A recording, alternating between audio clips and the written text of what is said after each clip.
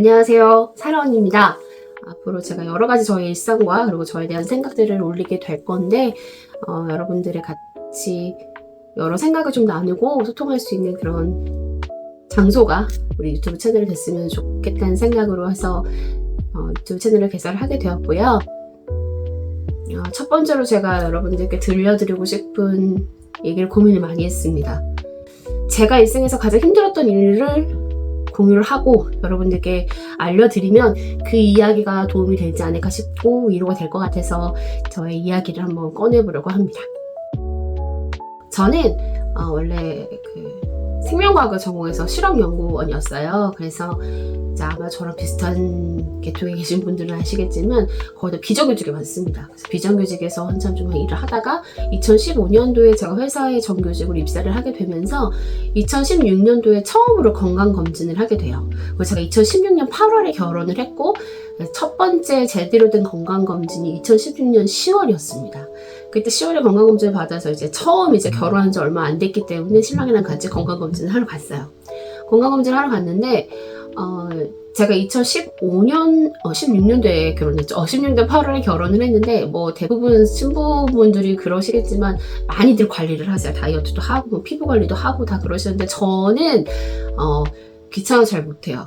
제가 자신이 있어서 그렇다라기보단, 그냥, 전 자유로운 게 좋기 때문에, 뭔가, 먹고 싶은 걸 참아가면서, 이렇게 몸매를 만들고 예쁘게 만들고 싶은 그러한 것보다 전 자유로운 게 좋아서 그걸 잘 못합니다. 운동도 그냥 평소 하던 거대로만 하지 다이어트를 위해서 아주 열심히 그렇게 시간을 투자하곤 하는 성격이 못 돼요. 좀 귀찮아한 걸 싫어해서.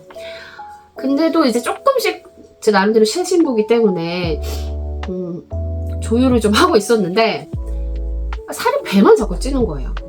살이 배만 자꾸 찌고 배만 자꾸 나왔어요. 배만 자꾸 나왔고 잘 때도 이렇게 누워서 이렇게 배에 가끔 손을 올리면 심장이 배에 있는 것처럼 느껴질 정도로 두근두근 이렇게 뛰기도 했고 이상하다 생각을 했어서 처음 건강검진 받을 때는 배가 혹시 이상이 있나 싶어서 복부 초음파를 한번 받아봐야겠다 라고 생각을 했었고 그래서 복부 초음파를 이렇게 처음 받는데 선생님이 돌아보세요 계속 요청을 주시는 거예요. 그래서 돌았죠. 제가 요새 배가 많이 나와가지고요. 저는 그렇게 얘기했는데 선생님께서 이렇게 보시더니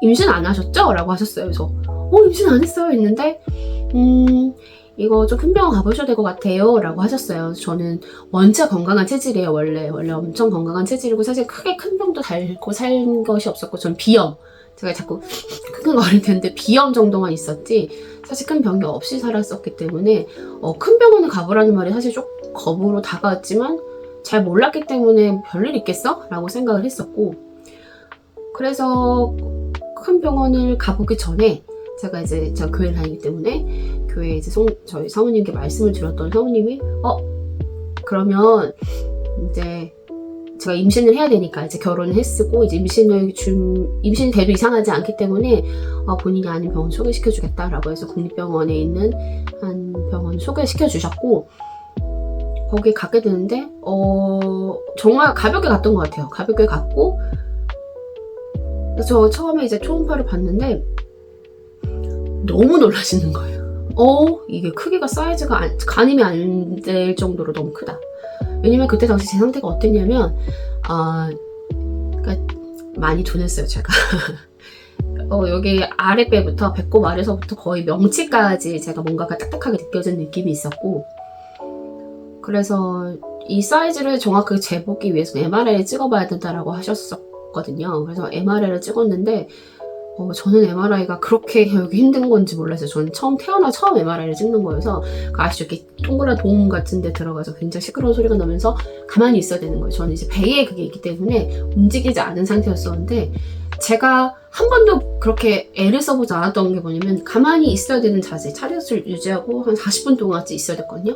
40분 동안 아무것도 움직이지 말아야 돼 라고 하는 그 자세를 한 적이 없기 때문에 했는데 너무 힘든 거예요. 물론 몸도 너무 힘들고 움직이지 않을 때 폭이 너무 컸으니까 가만히 움직이지 않는 것 자체도 너무 힘들었었고 그리고 약간의 지금 생각해보면 약간 공황 같은 그런 공포감이 좀 있었던 것 같아요. 그래서 그렇게 MRI를 한 두 번, 세 번을 시도했는데 사실은 40분 동안 찍어야 되는데 40분을 한 번도 다 채우지 못하고 최대한 30분까지 채우고 울면서 거의 나왔던 것 같아요. 그래서 의사 선생님이 하시는 말씀이 지금 너무 크다. 하게 되면 자궁을 보존 못할 수도 있을 것 같으니 약을 먹어보자 라고 하셔서 약을 제가 6개월씩 한 번 먹고 한 9개월 정도 먹게 됩니다. 9개월 정도 먹었고요. 그래서 그때부터는 이제 제가 병이라는 걸 제가 이제 어떠한 상태인 걸 인지하기 시작하니까 제 그 증상에 대해서 확실하게 제가 느끼게 된 것 같아요. 제가 그 당시에 증상이 어땠냐면 혹이 너무 컸기 때문에 사실 거의 임신했을 때랑 비교하면 거의 막달 정도랑 비슷했던 것 같아요. 그러니까 제가 그때 수원에 살았었는데 수원에서 역에서 집까지 10분에서 12분 정도 걸어야 됐었는데 그거를 한 번에 못 걷습니다. 아마 임신하신 분들은 아실 건데 허벅지를 눌러요.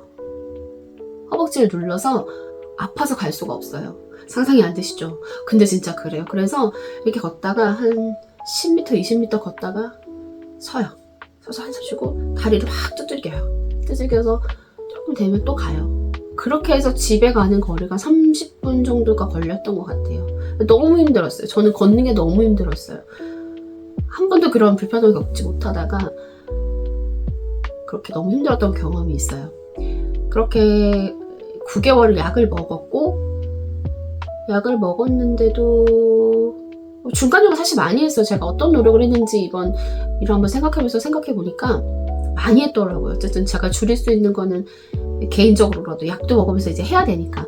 그래서 약 계속 꾸준히 먹으면서 한의원도 한번 저희 어머님을 끌고 가서 가봤고, 근데 한의원에서 저는 상처받았던 게 다 그러지는 않을 텐데 그 의사 선생님도 한의사분도 너무 놀라시는 거여서 어쩜 이렇게 크냐고 해서 계속 만져보시고 물어보시는데 저는 그런 얘기를 하도 많이 들어서 이제 너무 힘든 거예요. 그 말 대꾸가 하기가. 그리고 약간 저한테 무식해서 이렇게 병을 자초한 것처럼 말씀을 주셨던 게 저는 너무 상처가 됐었던 기억도 있고, 그리고 여러분 좌훈 아세요? 좌훈? 여자 보면 쑥 그런 게 좋아서 좌훈 많이 하잖아요. 그런 것도 저는 했습니다. 좌훈도 했었고 그것도 그 이후로는 안 하는데 전 너무 뜨겁고 그게 너무 지루했어요. 그래서 근데도 이제 여자한테 그 따뜻한 기운이 올라오면 좋다고 하니까 그것도 받았었고, 근데 그렇게 9개월 거의 1년 정도가 지나고 약을 꾸준히 먹었음에도 불구하고 갔을 때 그 선생님이 자궁을 떼어놔야 될 것 같은데요? 라고 하시는 거예요. 근데 그때는 정말 너무 힘들었어요. 사실 한 번도 제가 아기를 꼭 가져야 되라는 생각 한 적은 없었는데 이게 이제 나의 선택이 아니라 가질 수 없게 되겠다. 내가 관리를 잘하지 못함으로 인해서 아이를 가질 수 없게 되었다라는 생각 때문에 마음이 너무 힘들더라고요. 그래서 그때부터 제가 열심히 정말 서치를 했던 것 같아요. 정말 열심히 서치를 했어요. 열심히 서치를 했는데 그래서 진짜 근무 시간 외에는 계속 찾아왔던 것 같아요. 카페에 막 찾아왔는데 글이 정말 없는 거예요. 왜냐면 저만한 크기의 혹이 없는 거예요.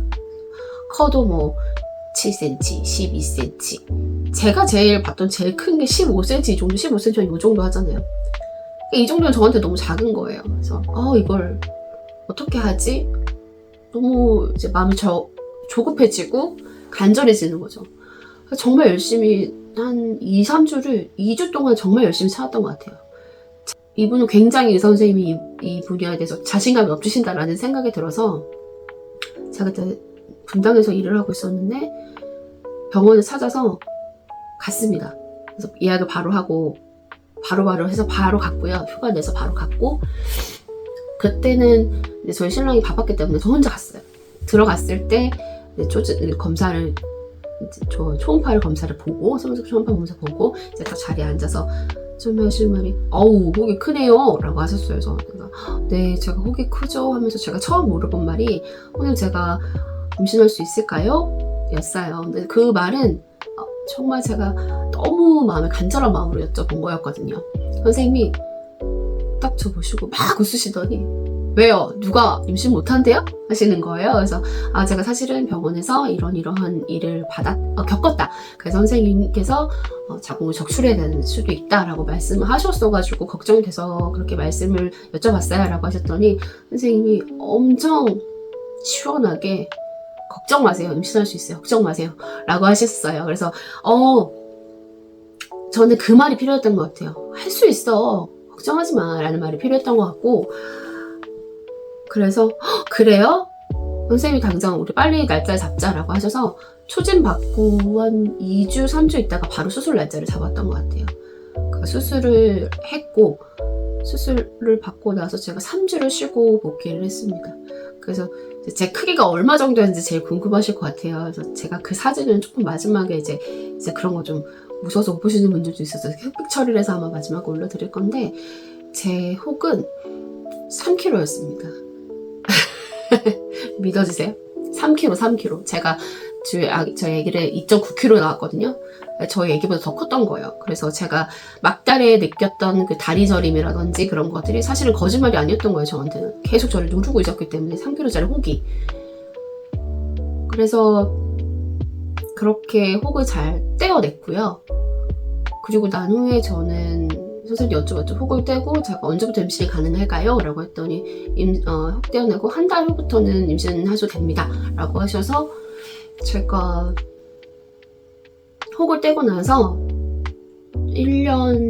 정확하게 1년 1개월, 13개월 후에 임신이 됐던 것 같아요.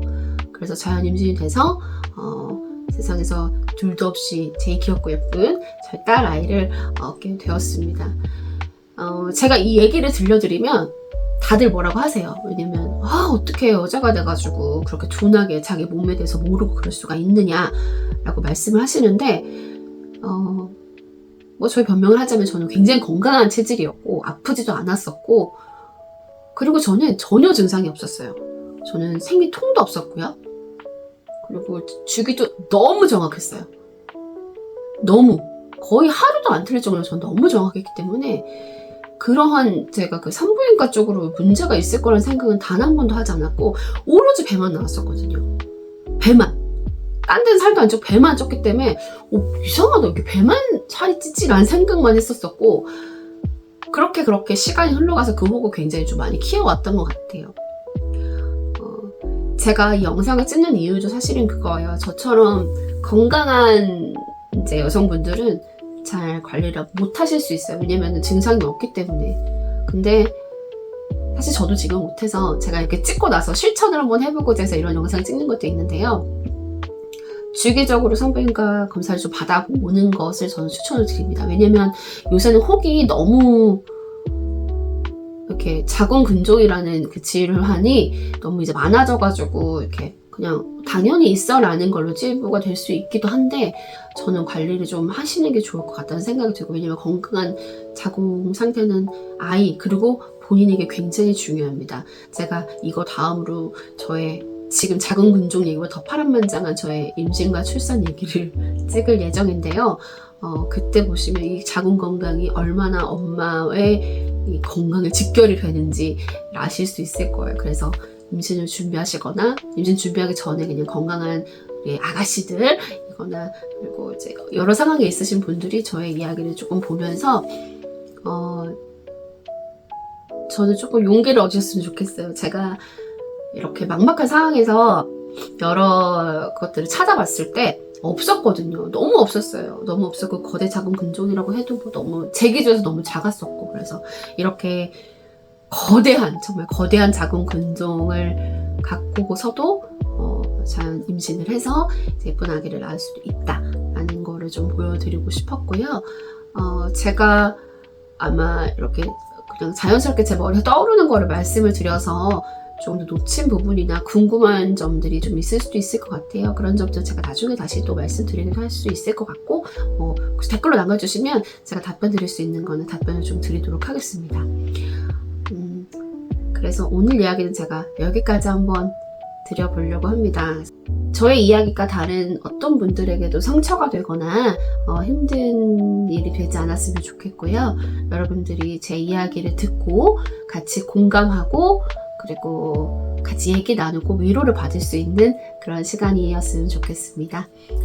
다시 한번 긴 얘기 들어주셔서 너무 감사하고요. 조금이라도 이렇게 공감이 되셨거나 그런 재밌는 내용, 궁금한 내용이 있으시면 댓글로 달아주시면 감사하겠습니다. 감사합니다.